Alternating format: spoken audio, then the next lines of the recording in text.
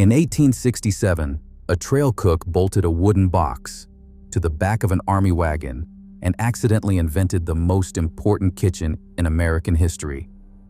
What came out of that box kept men alive across 2,000 miles of dust, danger, and starvation. Hollywood spent 100 years replacing what those men actually ate with something prettier. What they really ate would make most modern Americans push away from the table. Hi, my name is Joseph, and this is Forgotten Old American. Number 25. Hardtack. Before refrigeration made food storage simple, hardtack kept men alive. Dense squares of flour and water were baked until every last drop of moisture was gone. They could survive for years in a saddlebag without spoiling. Army quartermasters issued 9 crackers per man per day during the Civil War. And when those soldiers drifted west to become cowboys, the habit came with them. The biscuits were so hard that men called them sheet iron, worm castles, and tooth dullers. Cowboys soaked them in coffee for 20 minutes just to make them chewable. Some crumbled hardtack into bacon grease and fried the mixture into a dish called skilligan-lee. The taste was chalky and blank, but the calories were undeniable. When supply wagons ran late across the plains, hardtack was the only thing standing between a cowboy and starvation. Number 24. Sowbelly and beans. The backbone of the cowboy diet arrived in wooden barrels packed with salt. Sowbelly, the cured belly of a pig, could travel for months without refrigeration. Chuckwagon cooks sliced it thick, fried it until the fat rendered crisp, then tossed dried beans into the same pan to soak up every drop of drippings. By 1880, a pound of salt pork cost roughly 12 cents at frontier trading posts.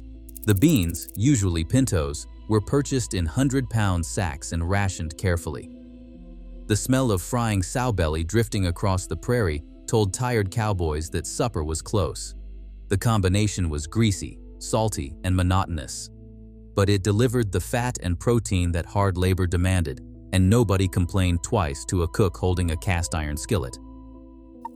Number 23. Spotted pup. When the trail cook wanted to lift spirits, he reached for rice and raisins.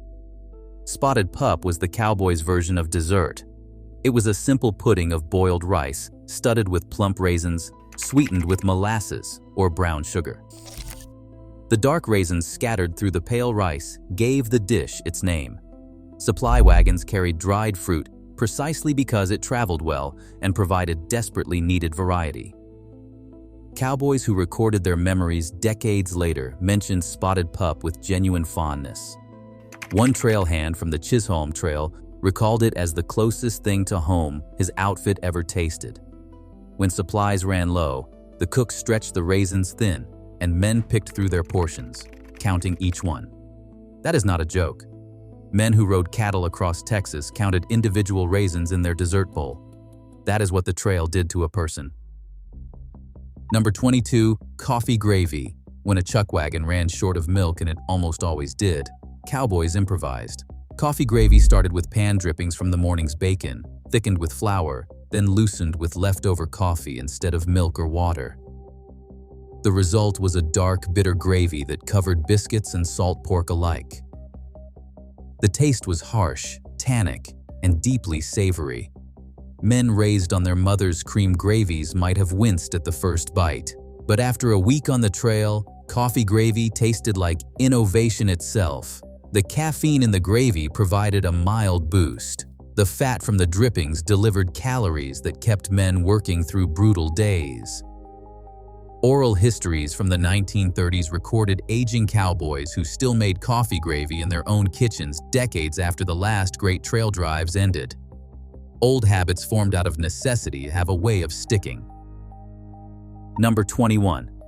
Corn dodgers. When flour ran low or cost too much, cornmeal stepped in. Corn dodgers were dense little cakes of cornmeal, salt and water, shaped by hand, fried in bacon grease, or baked on a flat rock near the fire. They came out heavy, golden, and filling enough to anchor a meal when nothing else was available. Cornmeal cost roughly half what wheat flour did at frontier trading posts, making it essential for budget-minded trail bosses. Cowboys stuffed them in pockets for the long hours between meals, gnawing on cold dodgers while pushing cattle through arroyos and across swollen creeks. Some cooks added bits of crumbled bacon or a spoonful of molasses to the batter, small luxuries that men remembered for the rest of their lives. Number 20. Canned tomatoes, straight from the tin. When canning technology became affordable in the 1870s, tin tomatoes transformed chuckwagon cooking. Cowboys ate them cold, straight from the can, as a refreshing break from heavy starches and salt. They ate them stewed with rice, mixed into beans, or cooked down into primitive sauces. The acidity cut through the grease of fried pork in a way that nothing else on the supply list could manage. The vitamins, particularly vitamin C, helped prevent scurvy on long drives when fresh produce was impossible to keep. Trail outfits began budgeting for canned goods by the case. Diaries from the 1880s record cowboys fighting over the last tomatoes in the wagon, treating them like precious luxuries rather than ordinary vegetables. A tin of tomatoes in 1878 was the cowboy equivalent of finding something cold to drink on a hot day. Exactly that good. The chuckwagon. Here is where the truth about cowboy cooking gets interesting. The chuckwagon, invented by Charles Goodnight in 1866, was not just a kitchen. It was a pharmacy, a tool shed, and a morale station rolled into one. The hinged box at the rear, the chuck box, contained everything from sourdough starter to castor oil. Cooks guarded their wagons with fierce territorial pride. Any cowboy who reached into the chuck box without permission risked a ladle across the knuckles, or worse. The cook's status on a trail drive was second only to the trail boss himself. He woke before dawn, slept after midnight, and had final say over what men ate and when they ate it. His mood could make or break an entire drive. Cowboys learned to compliment the coffee even when it tasted like boiled saddle leather. That was not politeness. That was self-preservation. Number 19. Pico strawberries. Out on the plains, real strawberries were a fantasy, but beans were everywhere, and cowboys developed a dark humor about their diet. Pico strawberries was the trail name for plain red beans, served so often that men joked they might as well be fruit. The beans were soaked overnight when time allowed, then simmered for hours with whatever flavoring the cook could manage. Salt pork, chili peppers, wild onions, or just salt and water. Some outfits ate beans twice a day for weeks at a stretch. A single serving could deliver nearly 15 grams of protein, critical fuel for men burning thousands of calories in the saddle. Diaries from the Goodnight-loving trail record cowboys eating beans with every meal for 30 consecutive days. Complaints were frequent. Plates were always empty. Make of that what you will. Number 18. Vinegar pie. Fresh fruit was almost impossible to keep on the trail, but cowboys still craved sweetness. Vinegar pie solved the problem with pantry staples that traveled well. Cooks mixed vinegar, sugar, eggs, flour, and a bit of vanilla or nutmeg into a filling that remarkably tasted something like lemon pie once baked. The acidity of the vinegar mimicked citrus well enough to fool exhausted taste buds. The pie was tangy, sweet, and smooth. A revelation after weeks of heavy starches and salt. Ranch wives baked vinegar pies through the Depression era and beyond. But the dish traces its roots directly to frontier cooks who could not let something as minor as missing lemons stand between their crew and dessert. Cowboys who tasted it once requested it for weeks afterward. That is the power of sweetness when it has been denied long enough. Number 17. Sourdough biscuits. The sourdough starter was the most valuable item in any chuckwagon. Cooks guarded their crocks of fermented flour and water with almost religious devotion, keeping them warm against their bodies on cold nights to prevent the wild yeast from dying. Each morning, the cook pulled a portion of starter, mixed it with flour, lard, and a pinch of baking soda, then baked the biscuits in a Dutch oven buried in coals. The result was tangy, flaky, and vastly superior to anything made with commercial yeast. Trail records show that a good cook baked 60 biscuits each morning for a crew of 12. Men ate them with beans, gravy, or molasses, stuffing extras into pockets for later. When a starter died from cold or contamination, it was a genuine crisis. Some starters traveled thousands of miles across dozens of drives, passed from cook to cook like living heirlooms, a jar of flour and water with a soul. Number 16. Jerky. Long before the vacuum-sealed bags at gas stations, jerky was survival itself. Cowboys cut beef into thin strips, salted it heavily, and dried it in the sun or over low smoke until the moisture vanished and the meat turned dark and leathery. Properly made jerky could last for months without refrigeration. Trail hands stuffed strips into saddlebags for the long hours between meals, chewing slowly to extract every bit of flavor and nutrition. The process was borrowed directly from indigenous peoples who had perfected the technique over centuries. A pound of dried meat could sustain a man through a full day's ride when nothing else was available. Modern jerky comes in 12 flavors and costs $9 for 2 ounces. The original cost nothing but time and salt, and it worked better. Number 15. Stewed dried apples. Dried apples traveled in burlap sacks that could withstand weeks of jostling in the supply wagon. When the cook wanted to break the monotony, he simmered those leathery rings in water with sugar and a bit of cinnamon until they plumped into something that almost resembled fresh fruit. The aroma alone lifted spirits. Men who had eaten nothing but meat and beans for weeks would close their eyes at that first bite, remembering orchards and farmhouses and the mothers who had packed dried apples into their saddlebags when they left for the territories. By 1875, dried apples cost roughly 10 cents per pound at frontier general stores. The dish appeared at the end of meals, a small sweetness to carry men through until morning. Sometimes a spoonful of cinnamon and memory is enough. The nutrition secret nobody taught you. Here is what modern nutrition science confirms, but cowboys already knew without a single laboratory. The men who ate whole animals, bones, organs, fat and all, were consuming concentrated doses of vitamins A, B12, iron, amun, and zinc that muscle meat alone cannot provide. Researchers studying traditional diets now recognize that nose-to-tail eating provided nutritional completeness that kept men healthy through brutal physical labor. Our great-great-grandfathers knew this not because of science. They knew it because wasting any part of a slaughtered animal was simply unthinkable. The instinct was economic. The result was biological. The men who ate everything worked harder and lasted longer. We now sell organ meat supplements for $40 a bottle in health food stores. Cowboys got theirs for free from an animal that was already on the menu. Number 14. Son of a gun stew. Here is the dish that separated the real West from the one Hollywood invented. Son of a gun stew, known by a considerably saltier name around actual campfires, used every edible part of a freshly slaughtered calf. It used heart, liver, sweetbreads, tongue, brains, and the marrow gut. The marrow gut is the tube connecting the 2 stomachs of a calf, and it contains partially digested milk. That marrow gut gave the stew its distinctive richness, a creamy, almost sweet quality that no other ingredient could replicate.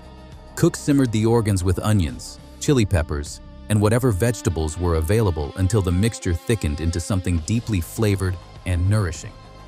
Cowboys considered son of a gun stew a celebration, prepared only when fresh beef was available after an animal was injured and had to be slaughtered. Eastern journalists who witnessed it expressed horror. The cowboys eating it expressed gratitude, which tells you everything about the difference between observing hard work and actually doing it. Number 13. Bear sign. When a trail cook really wanted to be popular, he made bear sign. Fried donuts. Simple rounds of sweetened dough dropped into hot lard until they puffed golden and crisp, then rolled in sugar while still warm. Making bear sign required time, patience, and a generous amount of lard. Luxuries that not every cook could afford on a working drive. When word spread that tonight's dessert was bear sign, Men worked faster all afternoon, knowing that something worth eating was waiting at the end of the day. The name likely came from the shape, round and brown, or from the excitement the treat generated, as if the cook had found something as rare as bear tracks on the open prairie. Either way, bear sign entered the vocabulary of the trail as a synonym for something genuinely special. One Dutch oven full of fried dough, and a cook could buy himself a week of goodwill from 12 exhausted men. Number 12. Prairie oysters. This dish separated the true West from its Eastern imagination. Prairie oysters were not shellfish. They were calf testicles, harvested during spring roundups when young bulls were castrated to make them easier to handle. A skilled cook peeled away the outer membrane, sliced the delicate meat thin, dredged it in flour, and fried it fast in hot lard until golden. The flavor was mild, almost sweet, with a tender texture that surprised first-timers. Cowboys considered them a seasonal delicacy, available only during branding season when the work was hardest and the reward most needed. Eastern journalists who visited cattle ranches in the 1880s expressed open shock. Ranch hands ate prairie oysters with relish, knowing that wasting any part of the animal was simply not done. Rocky Mountain oyster festivals still happen today, though few participants know the dish began not as novelty, but as necessity. Number 11. Chuckwagon chili. The chili that cowboys actually ate bore almost no resemblance to the bean-heavy versions that dominate modern competitions. Trail chili was primarily meat, usually beef or venison, stewed with dried chili peppers, garlic, onions, and cumin. Beans, when they appeared at all, were served alongside rather than mixed in. The dish traced its roots to the chile con carne of San Antonio, where Mexican and Anglo foodways collided into something entirely new. By the 1880s, chili queens sold their versions from open-air stands in Military Plaza, and cowboys carried the taste back to ranches across the West. The heat of the peppers preserved the meat slightly and masked any off flavors that might develop in the days before refrigeration. A pot of chili could simmer for hours, improving with time, feeding men in shifts as they rode in from the range. Texas still argues about the beans. The Cowboys had already settled that argument. Number 10. Cornmeal mush. When supplies ran desperately low, cornmeal mush kept men alive. The cook boiled cornmeal in water until it thickened into a porridge, then served it plain, or when possible topped with molasses or bacon drippings. The dish was filling in the way only starch can manage, sitting heavy in the stomach and providing hours of slow-burning energy. It was also deeply, profoundly boring. Men choked it down because the alternative was nothing at all. Leftover mush was sliced and fried in lard the next morning and served as fried mush, which was slightly more interesting but fundamentally the same conversation. The dish represented the floor of cowboy cuisine, the meal that appeared when everything else had failed. Its presence on the plate was faulty, was never welcome. It was always accepted. Number 9. Fried salt pork with red-eye gravy. When cowboys wanted something that passed for a proper breakfast, the cook reached for salt pork and strong coffee. Thick slices of cured pork were fried until the edges curled and browned. While the pan still sizzled, the cook poured in black coffee, scraping up every bit of caramelized fond from the bottom. The liquid bubbled and reduced into a thin, reddish gravy called Redeye. The bite of the coffee cut through the heavy salt of the pork, creating something almost balanced. Men sopped up the gravy with whatever bread was available, chasing every last drop across their tin plates. Trail boss accounts from the 1870s note that red-eye gravy appeared most often on mornings after difficult nights, when the cook took pity on exhausted men and offered something beyond the usual monotony. The dish required nothing that was not already in the chuck box, yet it felt like generosity, a gallon of coffee per man per day. Here is something the movies never show you. Cowboys drank astonishing amounts of coffee. sometimes a full gallon per man per day. Arbuckle's Ariosa coffee dominated the frontier market so completely that cowboys used the word Arbuckles as a generic term for any coffee at all. The beans came pre-roasted and coated in an egg and sugar glaze that sealed in freshness. Each package contained a peppermint stick, and the cowboy who agreed to grind the beans for the cook got to keep the candy. Men volunteered eagerly, even after 15 hours in the saddle, just for that one small sweetness. Coffee was not optional on a trail drive. It was medicine, morale, and ritual rolled into one. The first pot went on the fire before dawn. The last pot stayed warm until the night guard rode out. A cowboy without coffee was a cowboy who might not make it through the day. That is not a metaphor. That is a direct quote from 3 separate trail diaries. Number 8. Marrow bone soup. Here's the ingredient that modern chefs are only now rediscovering and charging premium prices for. When a cow was slaughtered on the trail, experienced cooks saved the leg bones and cracked them open to expose the marrow inside. Simmered for hours, those bones released collagen, fat, and minerals that turned plain water into rich, deeply restorative broth.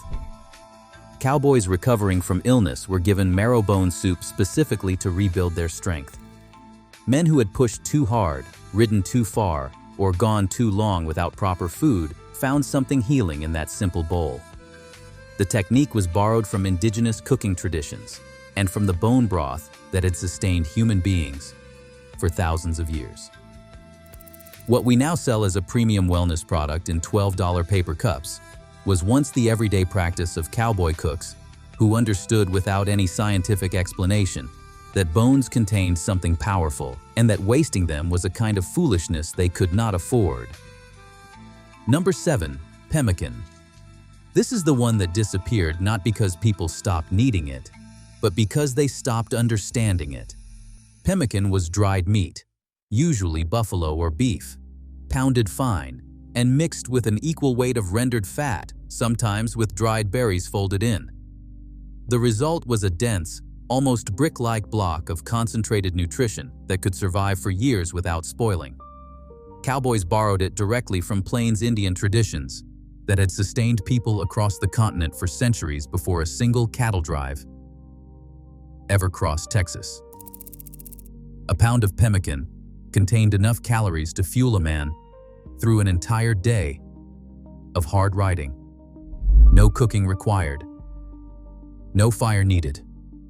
No water necessary. It was the original trail bar, and it worked so well that Arctic explorers were still relying on it in the 1900s. We replaced it with a foil-wrapped rectangle of oats and corn syrup and called it progress. Number 6. Biscuits and gravy. The combination that would become a Southern diner staple began around cowboy campfires long before it ever appeared on a laminated menu. Fresh biscuits, still warm from the Dutch oven, were split open and drowned in cream gravy made from pan drippings, flour, and milk when available, or coffee and water when not. The gravy stretched expensive ingredients further, turning a few biscuits into a complete meal. The richness of the fat coated the mouth and satisfied hunger in a way that plain bread never could. Cowboys ate biscuits and gravy for breakfast, for lunch, and sometimes for supper, depending on what else was available. The dish required nothing fancy, no rare ingredients, no complex technique. It asked only that the cook know how to make a roux and time his biscuits right. Everything on a diner menu that costs $8 today began as a necessity that cost 8 cents. Number 5. Hangtown fry. Born in the California Gold Rush and carried east by miners who became cowboys, Hangtown fry was the most extravagant meal the frontier could offer. Fried oysters, bacon, and eggs combined into a rich scramble that cost more than a working man's daily wage. The dish emerged in Placerville, California, nicknamed Hangtown for its frequent public executions, which was a cheerful thing to name a town after. Legend held that a miner who struck it rich walked into a restaurant and demanded the most expensive breakfast possible. The cook combined the 3 priciest ingredients available and charged accordingly. Cowboys who passed through California carried the recipe east, preparing simplified versions when canned oysters appeared in supply wagons. The dish represented aspiration, a taste of wealth and abundance, in a life defined almost entirely by hard work and plain food. Some men spent their whole lives chasing the next Hangtown fry. Number 4. Skunk egg stew. Onions were precious on the trail, flavorful and long-lasting enough to survive weeks in the supply wagon. Cowboys called them skunk eggs, and any dish that featured them prominently earned the name. The stew typically combined potatoes, onions, and whatever meat was available, simmered until everything softened into a thick, fragrant mass. The onions provided a sweetness that developed slowly through long cooking, lifting simple ingredients into something that actually tasted like a real dinner. A man who has been away from home for 4 months, sleeping on cold ground, eating beans twice a day, and chewing hardtack for sport will tell you that a pot of onions and potatoes simmering over a fire smells exactly like everything he left behind. Number 3. Red beans and dried chili pot. Along the Texas-Mexico border, where vaquero traditions shaped cowboy cooking before the word cowboy even existed, this was the meal that defined the working week. Dried red beans simmered low and slow with dried chili peppers, garlic, salt pork, and wild onions, until the beans turned creamy and the broth took on a deep, brick red color that smelled like the whole history of border cooking in one pot. The dried chilies did something that fresh peppers could not. They deepened as they cooked, turning from sharp heat into something almost smoky and complex. Vaqueros had made this exact pot for generations before Anglo cowboys ever arrived in Texas and decided they had invented something. The meal asked almost nothing of the cook except time. You put the pot on at noon. You ate at sundown. The fire did the rest. That patience, that willingness to let food become what it needed to become, without rushing it, is something the modern kitchen has almost entirely forgotten.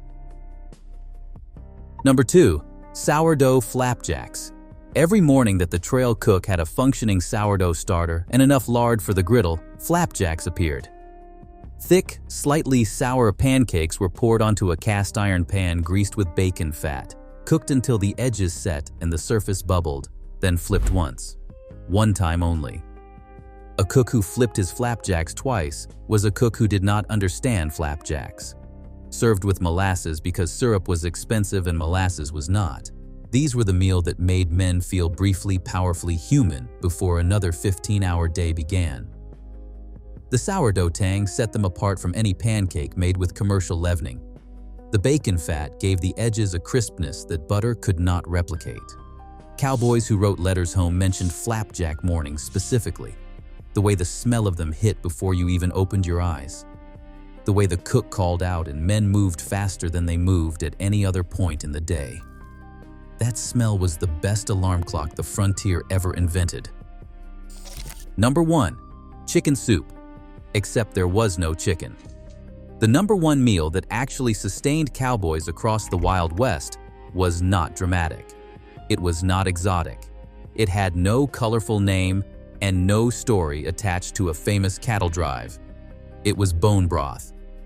Whatever bones were available from whatever animal had most recently been slaughtered were dropped into a pot of water with wild onions, dried peppers, and salt, and simmered until the liquid turned golden and the kitchen or the open fire smelled like someone still cared enough to cook something real.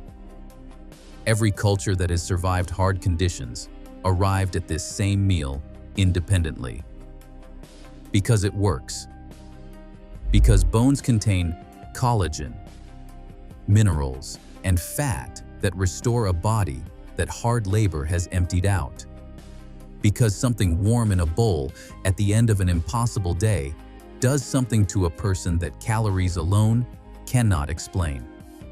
Cowboys did not call it wellness. They did not call it bone broth. They called it supper, and they drank it from tin cups with both hands wrapped around the metal for warmth, and they did not leave a drop. Here is my challenge. Make one of these this week: the sourdough biscuits, the chuckwagon chili, or the stewed dried apples. Then, sit down at a table, not the couch. Set a place. Eat it slow.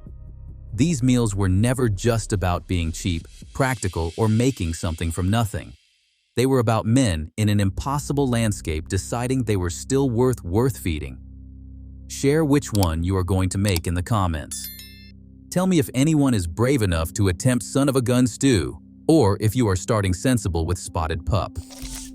Because these are not just recipes, they are proof that the simplest food, made over a fire, eaten under an open sky, can still be an act of dignity. This is Forgotten Old American. I will see you in the next one.